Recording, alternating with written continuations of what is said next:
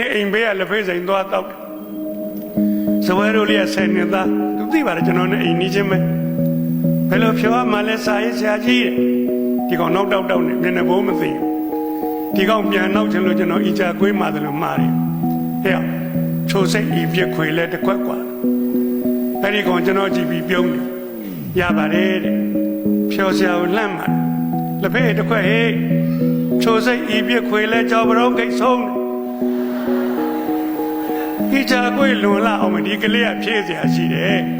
လေရင်းသားဆော့ချစ်မရှိဘူးဟာဒီကောင်ငါတဲ့တော်တယ်ငါအဲ့လိုမသိဘူးသူတို့မှဖြည့်เสียရှိတယ်ဒါလေးကျွန်တော်မှတ်ထားတယ်ကလေးစီကသင်ယူတာနောက်တစ်ဆက်ရောက်ပြန်တယ်ဘယ်လိုပြောမှလဲဦးလေးဒီကောင်တော့ဖြည့်เสียမကြောင်းဟိုကောင်လေးပြောတာပါထဲမှာဟဲ့ချိုးစိတ်ဤပြခွေလဲကြောက်ဘရောင်းကြီးဆုံးกว่าအဲ့ဒီကောင်လည်းကျွန်တော်ကြည့်ပြီးပြုံးတယ်ရပါတယ်တဲ့ဖြောဆရာကိုလှမ်းမှာတပည့်တစ်ခွက်ဟေးချိုစိတ်ကြီးပြခွေလဲကြောက်ဘရောင်းကိတ်ဆုံးတိုင်ပဲပလက်လန်းအော်ဘုကောင်နေဗျဒီကောင်ဘိုးတော်တယ်တားချိုတဲ့ကိစ္စကိုတိုင်ပဲပလက်လန်းဘယ်လိုစဉ်းစားလိုက်မှမသိသူပြောတော့လေဟုတ်လို့ပဲ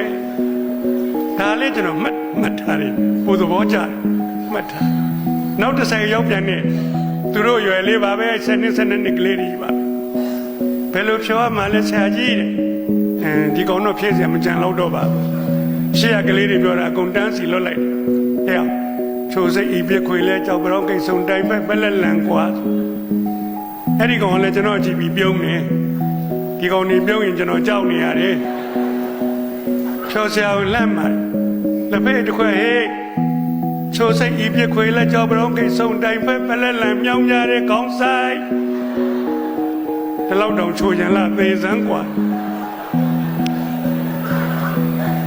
အဲ့ဒါတွေကျွန်တော်တခုမှပို့ပြောတာမဟုတ်ပါဘူး